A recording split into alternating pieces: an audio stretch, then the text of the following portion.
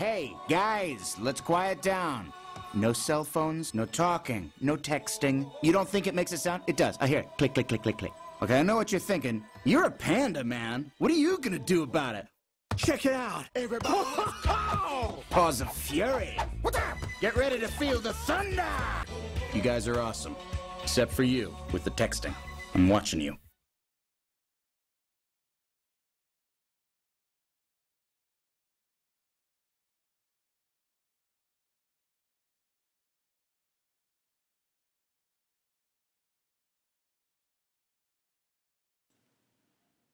Here we are, 11725, Northeast 118th Street, Kirkland, Washington, sitting in Mr. Baker's classroom.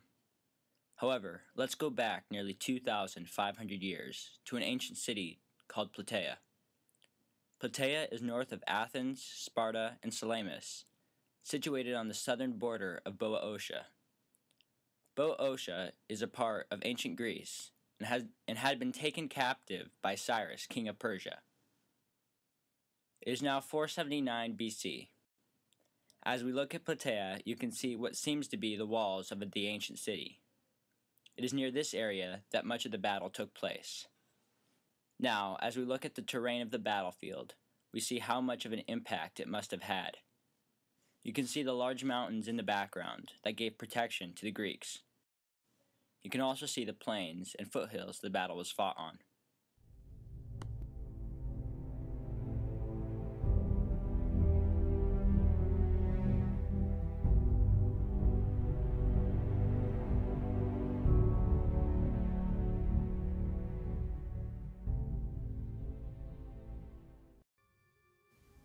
It has been 67 years since Greece had last been free.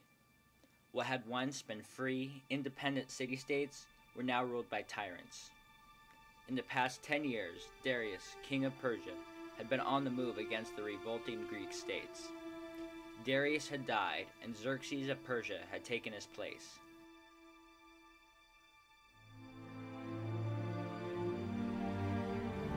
Xerxes, the most powerful man in the world, was on the move again.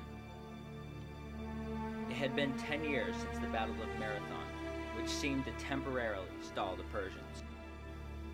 However, in 480 BC, Xerxes renewed the attack. It began with the Battle of Thermopylae, and though the Spartans fought hard, a shepherd had sold a day to the Persians. Xerxes had gone on to burn the deserted Athens and take on the Greeks at Salamis. Xerxes must have been mortified at the outcome. The Persian fleet was stopped at Salamis with a decisive sea battle. However, the mighty Persian Empire still controlled northern Hellas. Xerxes had left Greece, returning home to Persia, but he had left behind a huge army to control northern Hellas and to destroy the last Greek armies. The situation did not look hopeful to the Greek natives of Hellas, and it became even worse when Boeotia decided it was safer to collaborate with the Persians instead of fighting them. The unity the Greeks had had at Salamis began to look rather hollow. And, as usual, Athens and Sparta were in disagreement.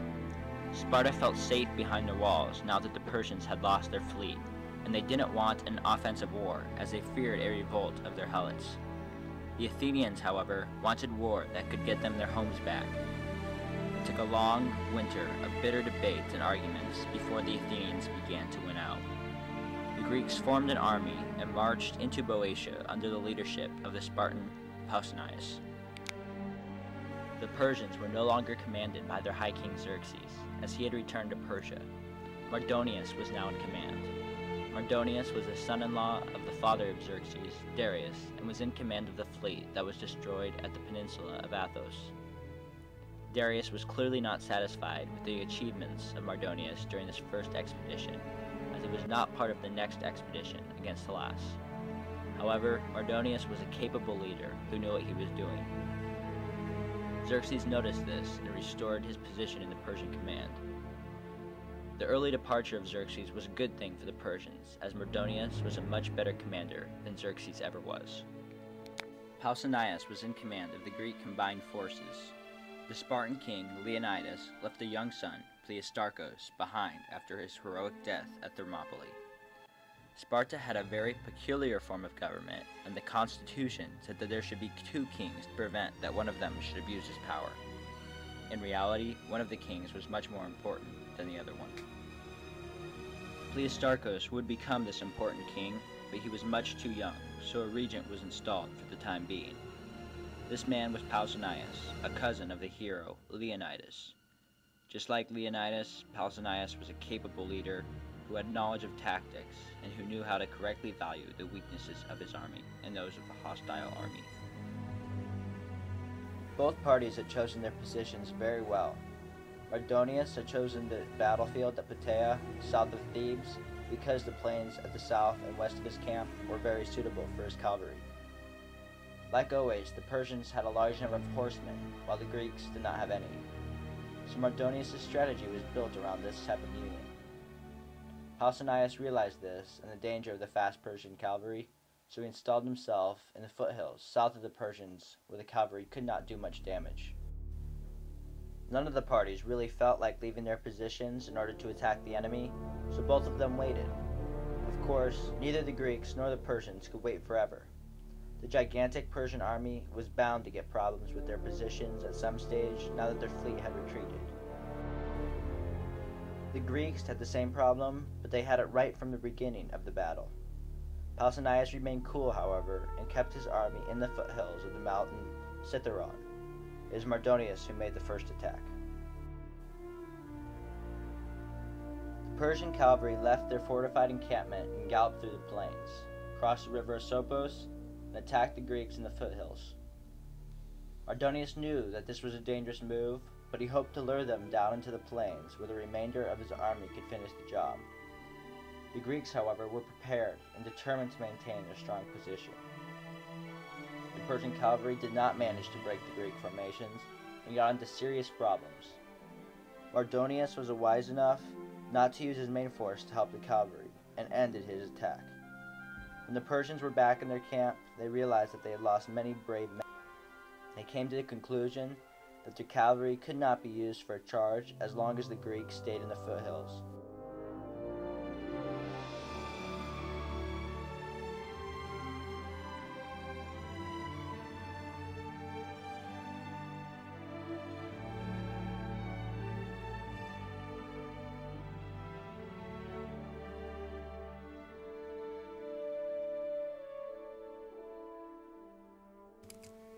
In Phase 2, Pausanias was forced to change positions because the water reserves were decreasing.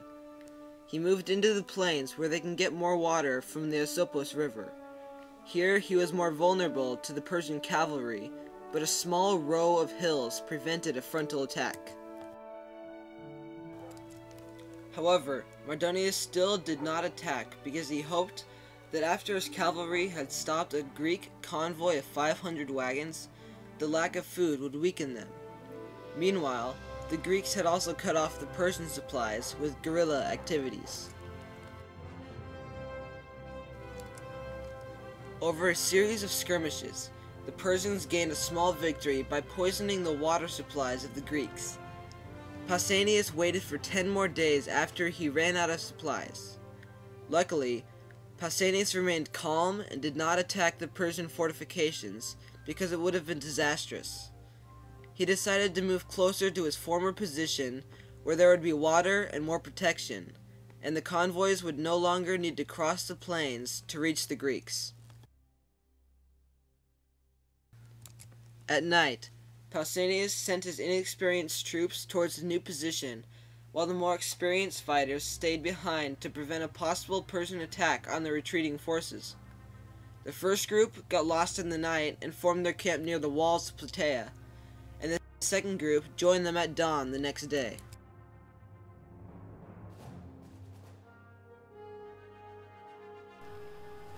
Phase 3, Mardonius attacks. Mardonius saw that the Greek army was split up and got the impression that his enemy was retreating because of political problems. His advisors had told him that it was not unlikely that the Greek Peleus would argue about their battle tactics, and that they would retreat to their own cities. The counselors also assumed that cooperation among cities did not come naturally to the Greeks. So Mardonius created much conspiracy in the hope to complete this goal of disorganization. However, this disorder was a tactical move on the Greeks' part, so when the Persian army attacked, they were surprised by the Greek resistance. The Athenians, who had formed the left wing of the army, were still in the plains at the moment of the attack, and they were pushed back by the Persian cavalry. The inexperienced troops, who were already at Plataea, noticed this, and moved forward to help their Athenian friends. Mardonius, on his turn, attacked the Athenians and the fresh troops with the Plataean assembly that had collaborated with the Persians. At the right wing, the Greeks were also in a difficult position as the Spartans were attacked by Mardonius himself with his cavalry and Persian foot soldiers. The Spartans managed to stop the Persian attack, focusing on the Persian foot soldiers as they were already in the foothills. The Corinthian hoplites and the Peloponnesian allies quickly left the protection of the city walls of Plataea and stormed forward towards the Spartans. Mardonius commanded his troops to shoot all their arrows at the enemy, and the Greeks were forced to take cover behind their shields. This was the moment Pausanias had been waiting for. The Phrygians, followed by the Spartans, charged forward and managed to push their way out of the mess of this bloody battle towards complete victory. The Persian left wing split up after the Spartans had killed Mardonius himself, and the Persian battle array started to fall apart. The Persian center, under the leadership of Artabazos, moved forward, but they could only conclude that their army was collapsing. He ordered the horn to be blown for retreat, and crossed the Asopos Ridge while he was being pursued by the Spartans.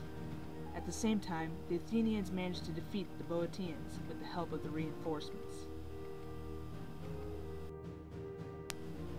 The Spartans did not have the equipment to attack a fortress, but after they had destroyed the Persian left wing, they were so convinced of their own invincibility that they attacked the Persian stronghold anyway. The rest of the Greek army had soon caught up with the Spartans and joined in on the attack on the Persian encampment. The fortress was destroyed and only a few Persians managed to get away. The Greek victory was complete.